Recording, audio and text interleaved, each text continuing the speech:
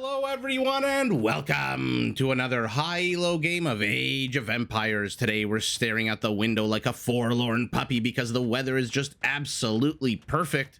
But we can't be too upset that we're indoors because we get to watch the Viper playing as the Turks in green take on Dragonstar playing as the Burgundians in purple. Now all the players heard their herdables explore their immediate surroundings and try to get their butts up to Feudal Age ASAP. Why don't we take a look at the civ matchup we'll be watching today?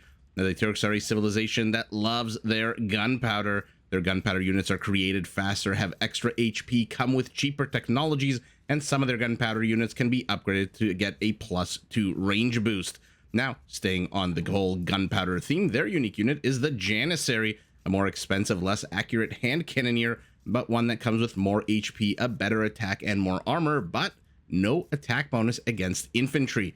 Now, to support these heavy but expensive units on the field of battle, the Turks can field some pretty decent supporting units. Their scout line units come with extra pierce armor, their cav archers can be upgraded to get 20 extra HP, and their scouts automatically, where's your scout? There you are. You automatically become a light cavalry unit, automatically become a hussar upon reaching castle and imperial ages, which does give the Turks access to top of the line raiding units immediately without having to wait or even pay for any upgrades to be researched. Now, in order to be able to afford their gunpowder units, which are pretty darn expensive, Turkish gold miners do work 20% faster. They get the chemistry upgrade free of charge, and they do save 1,300 resources when this guy becomes a scout. Not a scout, he's already a scout. When he becomes a light cav and becomes a hussar, those two upgrades are not that cheap. Pivoting to the north of the map, have you ever wondered what would happen if a drunken 5-year-old designed a civilization in Age of Empires? Well, you'd probably get something that looks like the Burgundians, an oddball civilization with some of the most bonkers features in the entire game. To start with, they do focus primarily on cavalry, being the only civilization in the game to have access to cavaliers in the Castle Age, and their unique unit, the Custelier, is a medium cavalry shock unit that has a huge +20, +25 charge attack. Now, to support their cavalry on the field of battle, their gunpowder units do come with 25% more bang for their buck, and they do have access to a second unique unit, the Flemish Militiamen. This is a medium infantry unit that comes with a pretty decent attack bonus against a whole bunch of mounted units. Now, if that's still not enough for you, well, the Burgundians can conscript their entire civilian population by turning each and every single villager into a Flemish militiaman and allowing even more of those Flemish militiamen to be trained out of their barracks. Now, to help pay for their war machine, their stable techs are 50% cheaper. Their relics generate food in addition to gold. They get all economic upgrades available in Age earlier and, by the way, also cheaper. And their farmers can be upgraded to generate a small amount of gold while they till those very lush, fertile Burgundian fields and farms. Those are the two civilizations. Let's take us off of the player views and take a look where we've spawned. We are back to random map Arabia today, and so very important to look at the forest line and location of resources. Primary gold and stone very exposed here in the very forward position. For Dragonstar, forests are no help at all. 2 of them on the flank, 1 to the rear. Additional stone, I love that it's so nice and secure, but annoyingly placed on a hill. Where can you even place a mining camp over here? I guess here and here. Also, I guess there are. I guess there are places to put a mining camp. Additional gold off to the side here, both piles, second and tertiary. And so a pretty damn open base for our Burgundian. We'll see if Dragonstar repeats his performance from last week when he took on the Viper as the Mayans taking on the Khmer, and he was just putting on a clinic of aggression. Speaking of the Viper playing as the Khmer, today he's playing as the Turks with both his primary gold and stone secure to the back. Oh, Dragonstar is going to see this and say, hey, what the hell, bro? Why are my resources all the way to the front and yours are nice and safe to the back? You've also got a forest in the forward position, so starting position a little bit better here for the Viper, I would say, just based on the resources being safe to the rear. Ooh, will he discover the stone? Let's keep an eye on this one. Scout. Yep, he does. He didn't need that extra range boost, extra line of sight boost that comes with Feudal Age. An additional stone and gold off to the side, and additional gold kind of in the forward position. But the Viper also has an interesting third stone patch here, whereas where does Dragonstar? His is all the way over here, and it's guarded by a very jealous lion who is kind of just And just making eyes at this camel. Okay. So on the whole, starting bases, I would give very much to the Viper, who can wall his off a little bit easier than Dragonstar's, at least in the forward position. Dragonstar's base is a lot better for walling off flank attacks. The Viper, by the way, still hasn't discovered, just now discovering where his opponent is as he hits the Feudal Age, gets Loom, gets the usual double bit axe bowsaw in the Feudal Age for our Burgundian. So he is going to absolutely roid up his lumberjacks. And remember, these techs are not just available in Age earlier, they do cost 33% less food. So they are also a bit cheaper. Viper does have one extra villager. Well, very interested to see how both of these players play these civilizations and how they play the civilizations against each other. Oh, our Burgundian is starting to wall off his base. Forget a full frontal. He is just walling off the right flank and the left flank. Has he explored? He must have explored. So he knows that there's a big opening here to the left as well. The Viper sees the wall off. We'll see what kind of information he reads into that. Ooh, it looks like he wanted to go after that villager for a second, but then he saw two villagers, and two loom villagers should be more than enough to shoo away a single scout. Maybe, perhaps, what is happening here with these birds? Bit of a conga line here of birds, as it looks like the Burgundian scout managed to get one swipe at the Turkish scout. And the lion lays dead on the sands of Arabia. Let's see how the progress is going here for our Burgundian. The Viper kind of making an effort to wall off his base, kind of not too sure what the game plan here. Lots and lots of gaps right now on in his base. And our Burgundian also not really revealing much at the moment. He's got one stable, doesn't have a secondary structure to go up to the next stage, although going up to the next stage might be a pipe dream at this point. He's got 59 food in the bank, whereas the Viper's got a massive 125 food. Spearman chases scout, lion chases spearman. Who will die first? What the hell is going on? Not too much at this point, the Viper. Where are your secondary structures for Feudal Age? You've also just got a stable out. So let's see. Turkish cavalry can be potentially dangerous, and I think Dragonstar, knowing that, has already walled himself in, does not want to deal with any scout or light cav run by. Now, the longer the lion gets in after that entire journey, just dies to the town center, which gets its first kill, even though it says 0. So the Turks, much like the Georgians, for example, or any civilization that has unit-specific features, has very much a vested interest in keeping these scouts alive. And so the Viper might want to attack, might want to be a bit careful. Looks like he's continuing his wall off here, this time with a big, fat, juicy market. But his villager gets surrounded. Ooh, a little bit too late to micro this villager to safety. And the first kill of the game goes to our Burgundian, who draws first blood with a dead Turkish villager, perhaps two. Ooh, one of these villagers is already at half health. He targets it. He's going to get a second. He gets a second villager. But he loses a scout in return. Thank you, Mr. Defensive Spearman. No, who got the kill? It was a villager who got the kill. Interesting. So I guess the Spearman softened up that horse's ass, and the villager finished the job. But now our Burgundian has Spearmen of his own, which means these Turkish scouts have to get the hell out of here. Like I was saying, because you get that free upgrade from Scout to Light Cav, which isn't the most expensive upgrade in the world. Who's kidding who? The savings really come in Imperial Age when they become Hussars, because that is an expensive upgrade.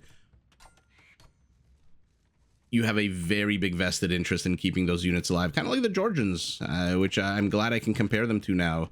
We have a civ whose cavalry regenerates HP.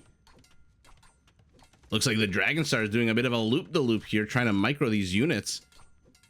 As these spearmen tinkle, creating a bit of a chessboard with their spears, as another kill for the Burgundian. Another kill for the Burgundian.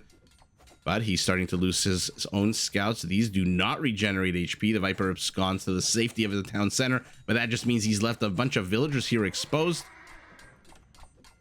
And actually, maybe a good move by the Viper. He's evened up the kill count 5-5, but Dragonstar replies, gets another kill.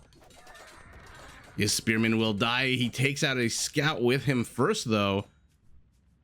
Okay, so a bit of a quiet period for the first 10 or so minutes of the game, followed by a slew of Feudal Age aggression. Viper's lost 2 villagers. He's down 3 on the whole. He is no longer training villagers because he is now going up to the next stage, going up to castle. Ooh, did the town center get... Oh, the town center's got 2 kills now. Boink, boink. And down goes the spearman of the Turks. By the way, I always like to point out with the Teutons that their scout line units are basically as good as they're going to get because the Teutons don't get light cav or hussars, but that spearman was about as good as the Viper's going to get. The Turks don't have pikemen or halberdiers. And so that branch of their trash military contingent is actually trash. We like to say things are trash because they don't cost gold, but the Turkish Turkish spearman line unit actually trash. As the Viper now keeping an eye, probably not realizing he's not really going to get too much accomplished with 2 scouts, just keeping an eye on his opponent. Where are the secondary structures? Finally, we've got a blacksmith. We've got a market. What we don't have are the resources to click up in just a little bit. Now he's got 800 food. And so our Burgundian is going to join our Turk in the castle age. Okay. Just keeping an eye on these villagers is that one spearman. I guess he pivoted down from attacking this farm.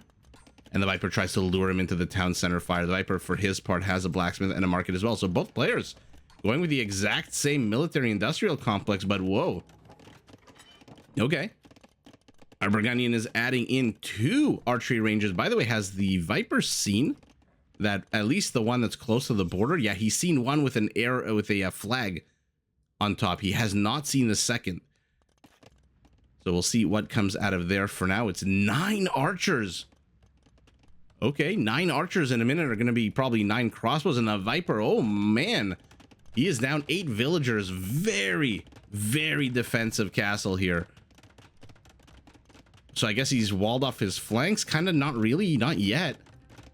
The left flank is walled. The right flank is open. Income archers, 50 seconds away. They're going to see the castle, which is an amazing vision get for him. A bit of a scuffle here. 2 spearmen and a scout lie dead. Now the last of the Turkish scouts. The Viper's military count, a massive 0. So he's just going to be sitting back and relying on janissaries? I mean, for a second there, he didn't even have enough food to train 1 janissary. They still cost 60 food, and he had 45. So now he's finally training his first one. As both players are now in the castle age, and now the threat for our Turk is looming. It's hanging over his head. Will he see cavaliers? Will he see some kind of heavy cavalry unit? For now, 3 archery ranges. Bodkin and crossbow on the way for our Burgundian, who's going to have to contend with some pretty heavy hitting gunpowder units.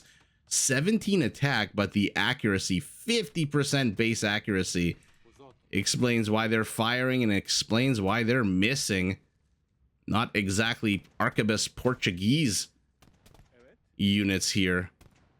Oh, and their ballistics padded archer armor. Our Burgundian is very much investing in his foot archers, and I mean, in Castle Age, they're pretty much as good as you're going to get for a generic civilization. It's really Imperial Age where the Burgundian archer line really starts to suffer. They don't have arbalests. They don't have ring archer armor, which is the 3rd armor upgrade.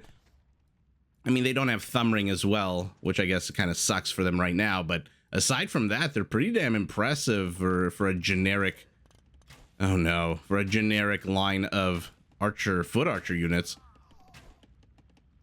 So the name of the game is just insert yourself into this base, and the Viper is building a siege tower. Oh, he's gonna try to ferry his janissaries across. Okay, I mean, that's one way to get into the base, into your opponent's base in some locations. Archers are back to the south, but there's nothing here. Archers are here to the north. Will they see the siege tower? No, they do now. So these crossbows must be thinking, what the hell am I going to do here? This guy has 100 pierce armor, so not really much I'm going to accomplish. At the same time, he is continuing to circle here to the south. By the way, if you think he's just randomly moving around, yeah, that might be the case, but he stopped 2 houses from going up, and he can potentially lane this wood line Whereas this group can potentially lame this wood line. So the Dragonstar going up to 27 crossbows. I mean, made a big stink about them being a cavalry civilization with Flemish militiamen, etc., etc. And he's going foot archers. Foot archers, by the way, who are on the low ground. Although it kind of looks like the Janissaries are on the low ground as well. And down goes the last of the Northern Expeditionary Force. And now he's laming this wood line. Oh, wait a second. This is going to be very, very bad for the Viper. If he can't get wood, I mean, these are not large clumps of units. So the Viper has to basically kill them ASAP and then start expanding either to the top left. I guess it's really to the top left. Look at the bottom right. There's no wood lines at all. Unless you go really, really far away. That is so sour for the Viper. His wood lines are only here to the left.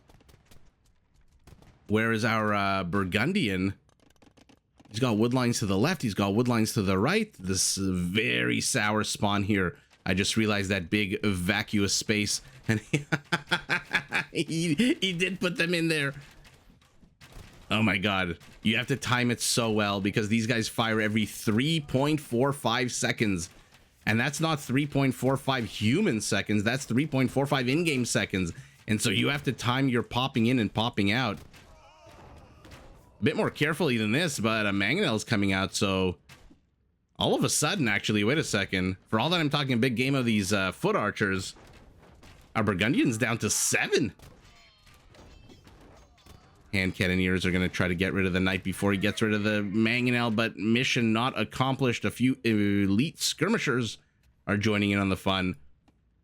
And so this is exactly what the Viper needed. He's gotten rid of the annoying pesky force to the right, which means he can go back to mining stone. He's gotten rid of the annoying pesky force to the left, which means it can start expanding with another town center, a third, by the way. Second one we saw already down here. Our Burgundian already has 3 town centers, and now he's going to discover this one as well. But the Viper needs more actual army. You have 6 army as powerful as they are. Ugh, their slow, ridiculous attack speed betrays them every time, as does their absolute terrible, terrible dogshit accuracy. And the Viper, though, safe for now. Now pushing out to the north, but again with a small clump. I get you're fighting small clumps, but you can't trade out Janissaries for skirmishers and crossbows. Janissaries are a lot more expensive. 60 food, 55 gold. Uh-oh. Be very careful. Be very quiet. Attack round clips a bit of HP off of these units. Another one shoos them away. So even though we were very, very quiet, the Dragonstar does manage to escape. The Viper, at least put these damaged units inside your castle. One of them's damaged. Oh, come on. Finish these houses.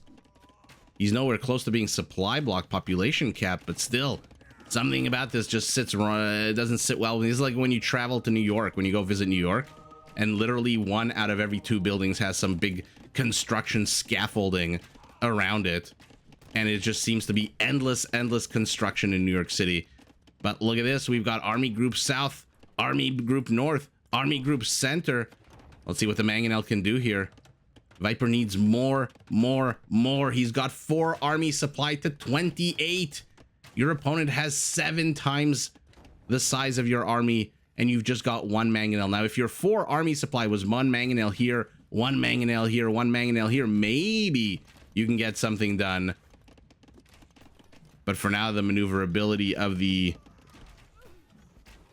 foot archer surpasses that of the Mangonel, which is not something we see every day. Not exactly a very maneuverable unit compared to most units is the foot archer, but still managing to outmaneuver that Mangonel and getting the Scorpion. But another Scorpion pops out, so the Viper is gonna hold here on the right. What? Okay. Oh, okay.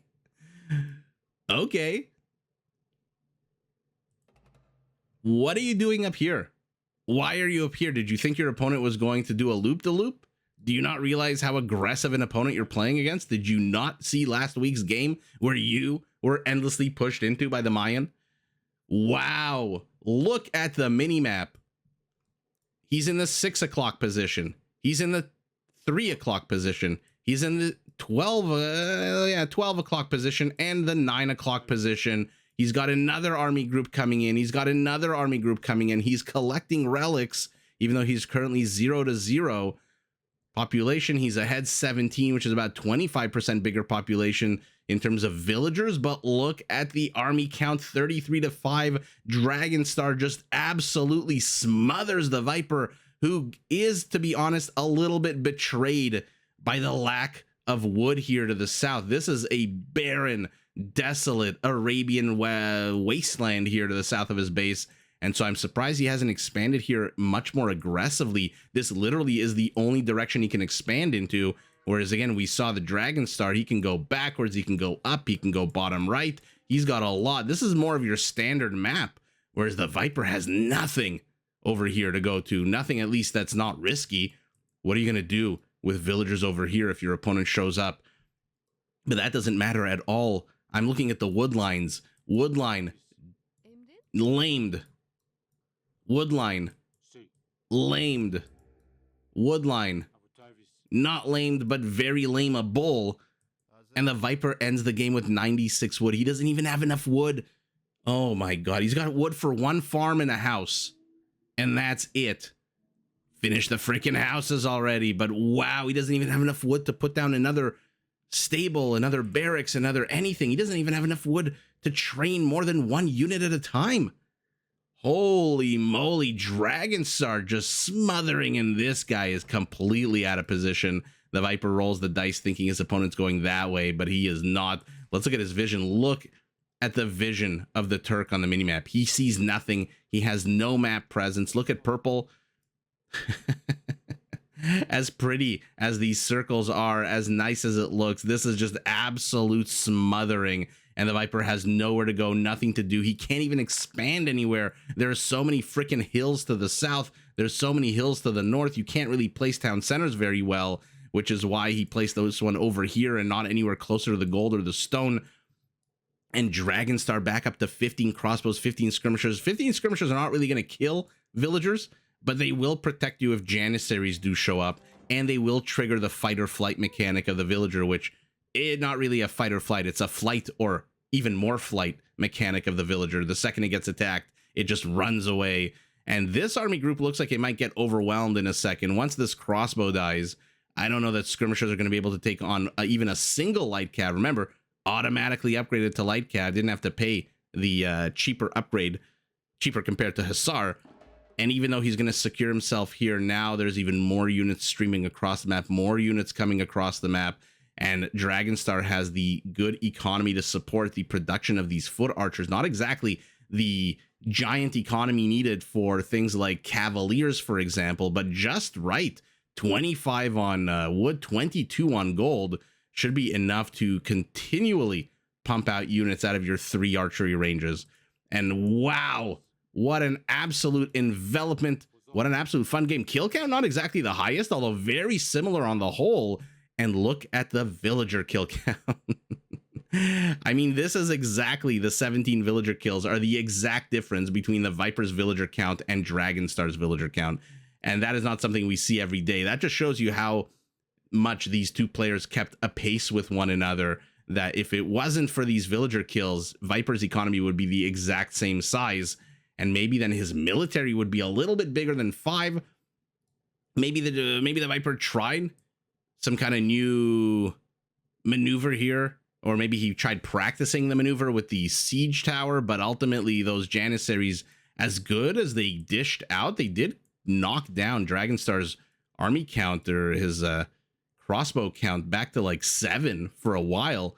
But then the economy kicked in. The 0 villagers killed came into play, and he just overwhelmed his opponent. 47 crossbows, 18 skirmishers. This is 65 ranged units to 13, literally 5 times more ranged units. And even though the Vipers is more powerful, that 50% accuracy just means that you're never going to trade out well against skirmishers. Nothing ever really trades out well. Nothing ranged really ever trades out well against skirmishers. 6 monks for the Viper.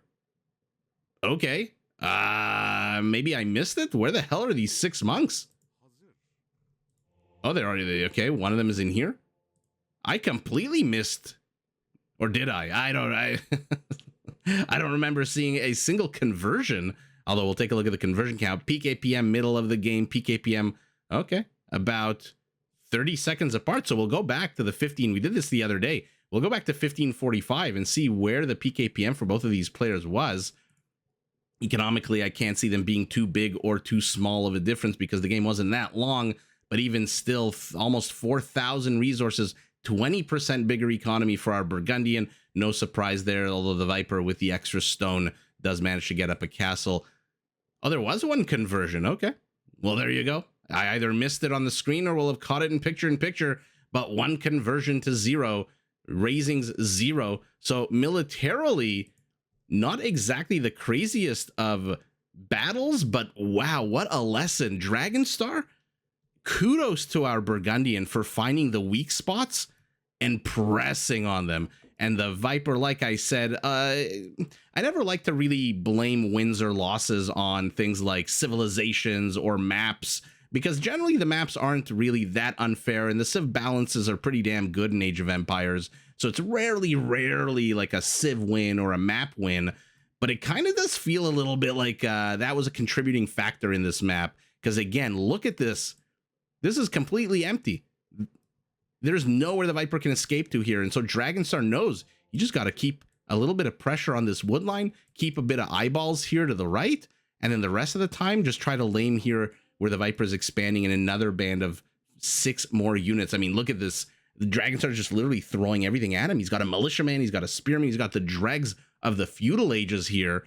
But wow, laming the resources is just about as amazing as you can get. And without wood, really, as much as gold is important, as much as stone is important, as much as food is important, especially for the Turks who can start spamming light cav all the live long day, really none of that can ever really exist without wood. Wood is kind of the underlying. It's a bit of, I'm going to get into trouble by saying this because nothing in Age of Empires is ever really so concrete or 100% black and white. But without wood, you can't build mining camps. Without wood, you can't build farms. Without wood, you can't build infrastructure. And without wood, you can't build especially certain military units. I'm looking at you, Siege. And so laming 1, 2, 3 of the Viper's wood lines, having no available wood lines to the flank, except for here where Dragonstar is already hunting. And the Viper, even though he's got a mangonel out, I think if the mangonel was maybe here, he would have not GG'd so quickly. But there's really nothing the Viper can do. His wood count is absolutely atrocious. He's down to 96 wood. Like I said, he's got enough for a house and a farm. And unless he wants to buy wood, he does have 755 gold, but having been pressed into on multiple sides, this is the last of his gold. And so he's got 1,800 gold. And even though the Turks do get that 20% faster, when that's your only gold, you have to be very judicious with it. You have to be very miserly, Scrooge McDucket as much as you can. You cannot spend even a single bar of it without taking a massive risk for what you might need it for in a minute or two. And this is now lamed as well. This is completely inaccessible to you because more and more army is streaming across the map. And now the Burgundian is starting to get those relics, which remember generate food as well. And all of that basically adds up to the Viper being constrained. So the Viper snake got boa constricted and the noose tightened in the 12, 3, 6, and 9 o'clock positions. Reinforcements streaming in, and Dragonstar just putting on an absolute masterclass of how to continually be moving. This, by the way, is a strategy that I highly love for the Britons, because their foot archers right now, except for their skirmishers, of course, in Castle Age, would come with extra range for free. And so this is a absolute devastating way to kill your opponent, to starve them out with small clumps of units, which, to be fair, if the Viper had enough wood for one more stable and enough wood to continually keep up farm seeding, maybe his light cavalry units, which are completely unupgraded, but, you know, at least get a couple of food costing upgrades as you can, especially the early upgrades, the +1/+1, you can maybe fight this, but by that time, you never know. Like I said, the Burgundians are always that civilization where you have that big kind of sword hanging over your head. In Castle Age, will there be Cavaliers? In Imperial Age, will there be the Revolution, the button that can be pressed? And so the Viper, maybe choosing to live to fight another day, just realizes he's just way too far behind. He's down 17 villagers, hasn't gotten a single villager kill, and now his economy is being pushed into shrunken and constrained as it is, and he just decides to tap out, and it is our Burgundian with the multiple attack groups all around the clock who takes the W, but GG to both players. Did you enjoy this video? Check out these other clips and make sure to subscribe and enable notifications so that you're notified of my latest uploads.